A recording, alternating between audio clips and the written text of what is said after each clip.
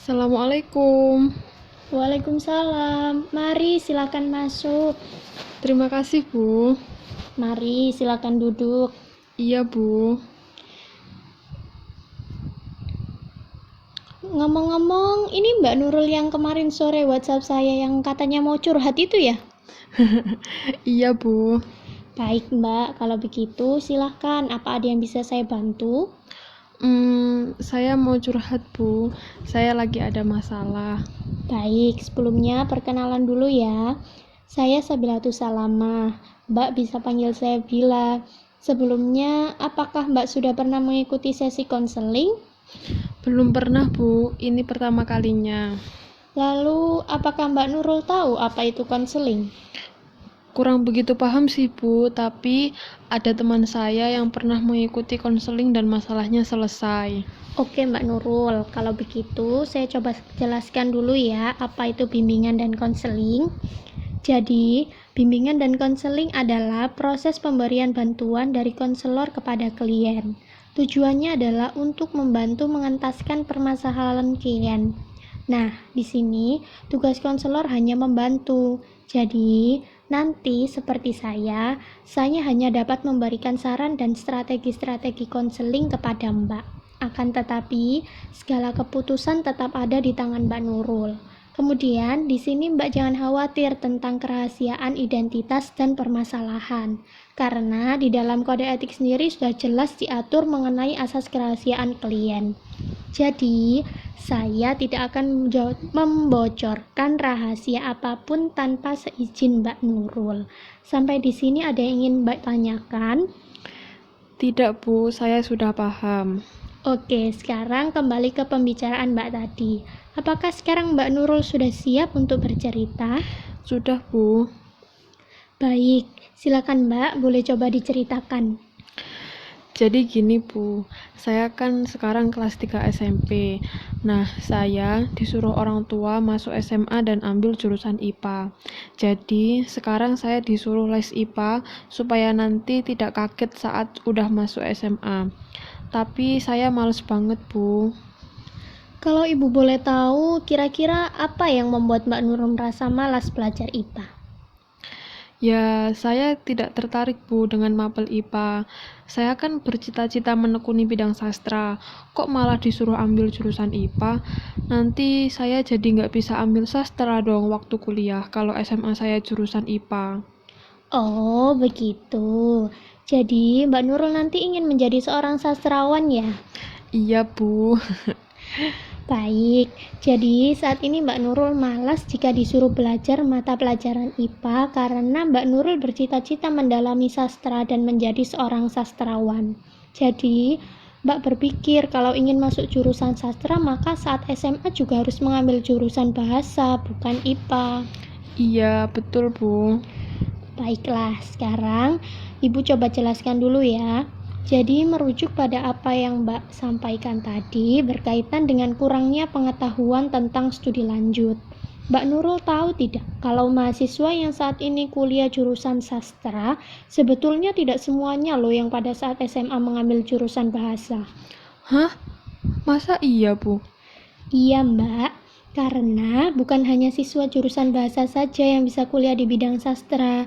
Siswa dari jurusan IPA, IPS, dan bahasa diperbolehkan mengambil jurusan sastra. Sebaliknya, ketika Mbak saat SMA mengambil jurusan IPS atau bahasa, maka saat kuliah Mbak tidak dapat memilih jurusan kategori MIPA. Oh, begitu ya, Bu. Saya baru tahu. Wajar kalau mungkin Mbak belum tahu. Nah, karena sekarang Mbak sudah mengetahui, bagaimana kalau kita mulai rencanakan bersama-sama apa langkah selanjutnya? Iya, Bu, setuju. Kira-kira, apakah Mbak Nurul sudah punya gambaran mau melakukan apa setelah ini? Baik, Bu. Sepertinya saya akan mengatakan kepada ayah dan ibu kalau ternyata saya cuma salah paham. Sepertinya saya juga mau, Bu, masuk jurusan IPA. Nanti saya juga mau ikut les seperti yang disuruh orang tua supaya prestasiku bagus dan bisa dapat beasiswa. Bagus sekali rencanamu, Mbak. Saya berharap Mbak Nurul bisa menjalankan apa yang sudah Mbak rencanakan sendiri ya. Iya Bu, doain saya. Iya, Mbak. Sejauh ini, apa Mbak bingung atau ada yang ingin ditanyakan lagi?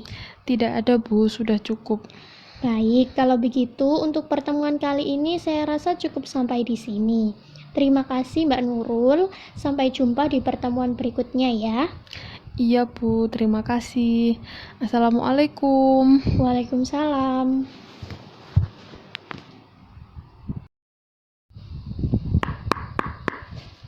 Assalamualaikum. Waalaikumsalam. Mari silakan masuk. Terima kasih Bu. Mari silakan duduk, Mbak. Iya Bu. Gimana kabarnya, Mbak? Baik? Alhamdulillah baik Bu. Alhamdulillah. Dilihat dari wajahnya sepertinya semangat sekali ya mengikuti konseling kali ini. Iya dong Bu. Bagus kalau begitu. Mbak tidak usah ragu untuk menceritakan masalah-masalah Mbak. Rahasia Mbak dijamin aman. Iya Bu. Apakah sudah bisa kita mulai sesi konseling kali ini? Bisa Bu. Oke. Kalau Mbak saya tanya kesimpulan pertemuan kemarin, kira-kira masih ingat nggak nih? Masih Bu, saya kurang pengetahuan tentang studi lanjut, jadi saya tidak paham soal jurusan. Alhamdulillah, betul-betul ingatan yang kuat. Mengenai rencana-rencana yang kemarin sudah kita buat, apakah Mbak Nurul sudah lakukan? Sudah Bu, saya sudah memberitahu orang tua saya kalau saya salah paham. Saya juga sudah menyetujui nasihat orang tua saya untuk mengambil jurusan IPA. Mereka senang sekali loh Bu, saya juga akan segera mendaftar les. Wah, benar begitu? Alhamdulillah, saya ikut senang dengarnya. Kira-kira sejauh ini apakah Mbak menemui kesulitan atau kendala lain? Ada Bu, orang tua saya kan menyuruh belajar lebih tekun supaya nilai-nilainya bagus, sehingga bisa masuk sekolah favorit. Tapi saya kurang suka dengan pelajaran berhitung Bu.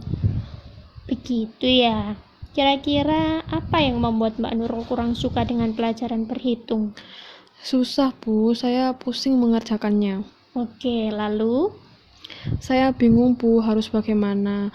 Saya kan sudah berusaha belajar MIPA, tapi saya kesusahan setiap mengerjakan pelajaran berhitung. Oke, berarti saat ini sebenarnya Mbak Nurul sudah melaksanakan rencana-rencana yang disusun di pertemuan sebelumnya. Hanya saja Mbak Nurul mendapati kendala lain, yaitu Mbak merasa kurang suka pelajaran berhitung karena merasa kesusahan saat mengerjakannya. Benar? Betul sekali. Oke, saya paham dengan apa yang Mbak Nurul keluhkan. Tentu Mbak Nurul ingin dapat mengerjakan pelajaran berhitung dengan lancar tanpa merasa kesusahan. Benar? Iya Bu, benar begitu.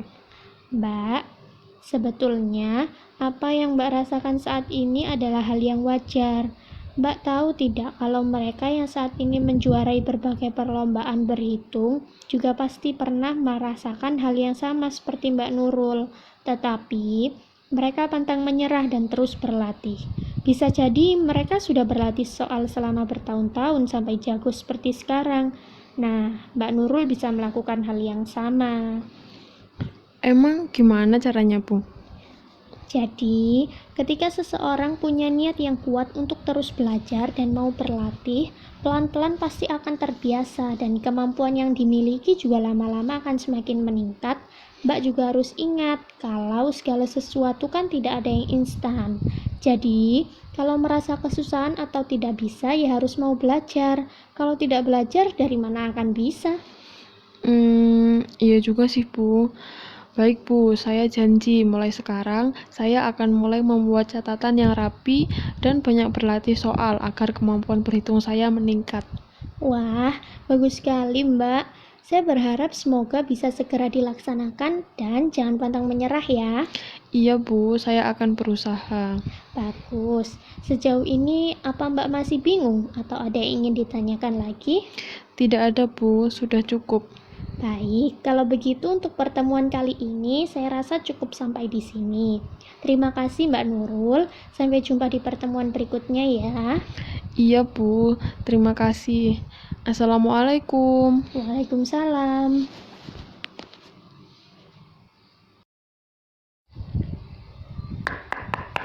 Assalamualaikum. Waalaikumsalam. Mari silakan masuk. Terima kasih, Bu.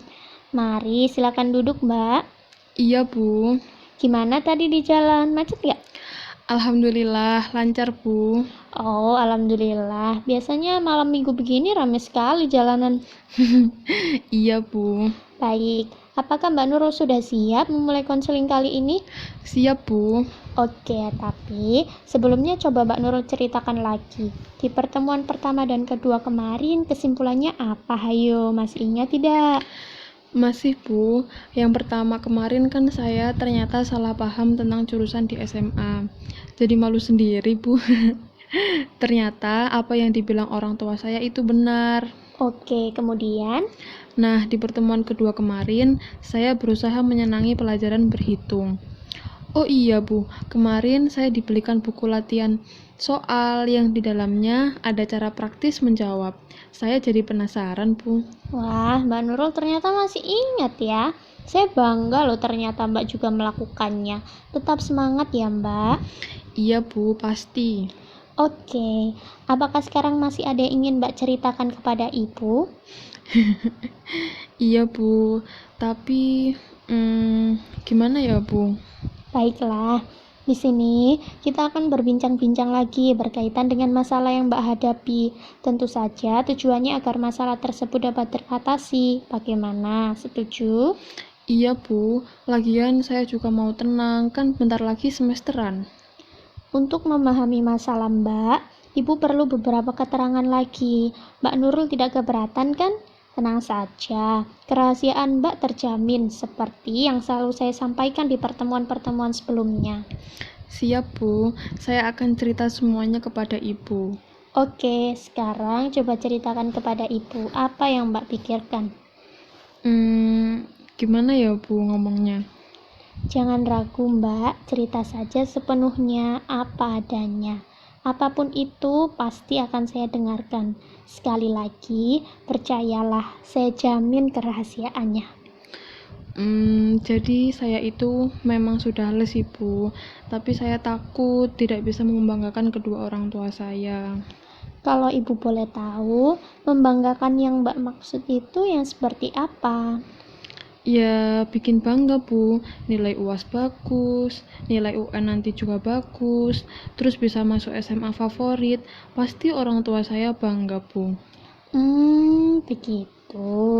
Kemudian, Ya, gimana ya, Bu? Saya itu juga kadang masih suka males-malesan.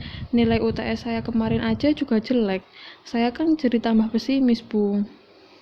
sesuai keterangan yang telah Mbak berikan, memang benar, permasalahan tersebut harus diatasi.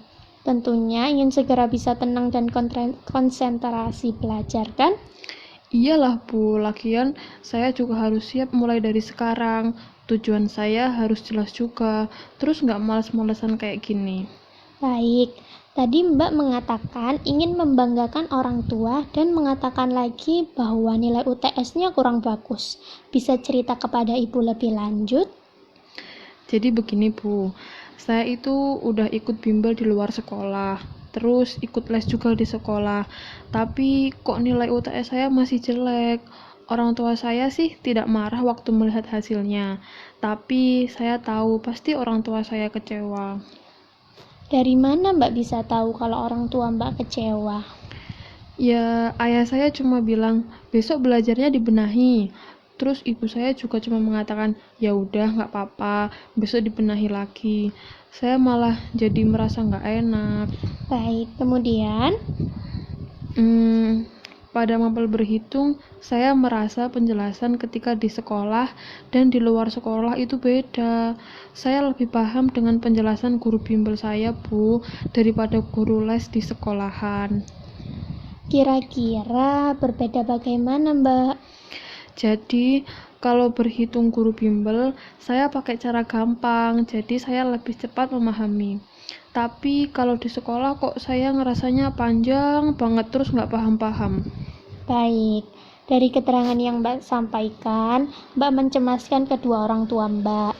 Mbak tidak ingin membuat orang tua Mbak kecewa, tetapi dua les yang Mbak jalani malah membuat Mbak bingung karena cara penjelasannya berbeda, sehingga nilai UTS Mbak kurang bagus. Benar begitu? Iya Bu, benar begitu. Jadi malah bingung ikut 2 les. Pagi udah ikut bimbingan, pulang sekolah ada jam tambahan. Sore masih harus ada bimbel di luar. Oke, berarti sekarang sudah dapat kita ketahui ya bahwa Mbak menjadi pesimis karena Mbak merasa masih suka males-malesan, ditambah hasil UTS kemarin yang kurang bagus karena Mbak bingung harus memahami penjelasan dari guru yang mana. Bagaimana? Benar? Betul banget Bu. Oke, wajar kalau Mbak malah bingung. Sekarang kita cari pemecahan masalahnya bersama-sama. Coba kita pikirkan bagaimana caranya agar Mbak dapat keluar dari beban yang membuat Mbak merasa tidak nyaman. Oke Bu. Coba, menurut Mbak apa jalan keluarnya? Apa ya Bu? Katakan saja isi hati Mbak, tidak perlu merasa takut. Saya sih pengennya ikut les yang saya bisa cocok dengan gurunya Bu. Jadi saya nggak sia-sia belajarnya. Percuma dong Bu kalau saya ikut banyak les tapi malah nggak masuk di otak. Capek juga malahan. Baik, kemudian Ya, itu Bu. Saya bisa menangkap pelajaran dengan baik kalau saya nyaman dengan gurunya dan diterangkan dengan cara yang asik. Kalau meningkatkan nilai sih kayaknya bisa dengan belajar kelompok. Saya punya kok Bu, kelompok belajar. baik, kalau begitu dari beberapa cara yang diungkapkan Mbak Nurul, kira-kira mana yang paling tepat dilakukan? Itu Bu, kalau menurut saya waktu pelajaran berhitung, saya lesnya di bimbel aja, biar bisa lebih fokus. Nah, waktu les di sekolah, saya ikut mapel non berhitung aja. Baik, saya sependapat dengan Mbak Nurul. Sebetulnya, dua cara yang Mbak sampaikan tadi sudah sama baiknya. Mbak juga bisa menjalankan kelompok belajar yang Mbak punya untuk saling bertukar pemahaman. Tampaknya Mbak sudah sangat baik dalam memahami diri Mbak sendiri. Iya Bu. Sekarang, menurut Mbak, kira-kira apa lagi yang bisa dilakukan untuk mendukung kelancaran rencana Mbak sebelumnya? Saya harus bilang orang tua sih kayaknya Bu. Tapi saya takut ayah dan ibu saya nggak setuju. Kira-kira, kalau Mbak takut, apakah masalah juga bisa cepat selesai? Enggak sih Bu. Ya udah nanti pulang dari sini saya mau coba ngomong ke ayah dan ibu saya. Baik, kalau begitu. Kalau saya boleh memberikan masukan, nanti sewaktu berbicara dengan orang tua, jangan lupa menggunakan bahasa yang halus dan jelas, sehingga orang tua Mbak bisa memahami keadaan Mbak. Tentu saja untuk belajar kelompoknya juga mesti harus dipertahankan ya. Oke Bu, siap. Nah, kira-kira bagaimana perasaan Mbak sekarang? Udah lega Bu. Coba aja saya kesini dari kemarin-kemarin, pasti nilai UTS saya nggak kayak gini karena sudah teratasi. Kira-kira bagaimana perasaan Mbak Nurul kalau nanti saran-saran sudah Mbak laksanakan semua? Wah, pastinya plong banget Bu. Oke, karena hari ini kita sudah berbicara banyak hal. Tadi Mbak Nurul sudah bercerita tentang permasalahan Mbak. Sudah jelas ya, kira-kira apa tadi yang harus Mbak Nurul lakukan? Sudah Bu, saya harus bilang sama orang tua supaya menyetujui rencana saya untuk belajar berhitung di bimbel luar sekolah dan ikut les di sekolah untuk mata pelajaran non berhitung. Dan kelompok belajar saya harus tetap diaktifkan Bu, biar bisa saling melengkapi bersama teman-teman. Ya, benar sekali. Ibu berharap Mbak bisa melaksanakannya seperti di pertemuan-pertemuan sebelumnya. Iya Bu, doakan saya ya Bu. Pasti Bu doakan Mbak. Kira-kira bagaimana? Apakah pertemuan kali ini sudah dapat diakhiri? Sudah Bu, sekarang saya sudah tahu apa yang harus saya lakukan. Terima kasih Bu, sudah bersedia membantu saya. Sama-sama Mbak, kalau kedepannya ada yang ingin ditanyakan lagi, Mbak boleh hubungi saya melalui WhatsApp. Siap, Bu. Sekali lagi, terima kasih ya, Bu. Sama-sama, Mbak. Assalamualaikum. Waalaikumsalam.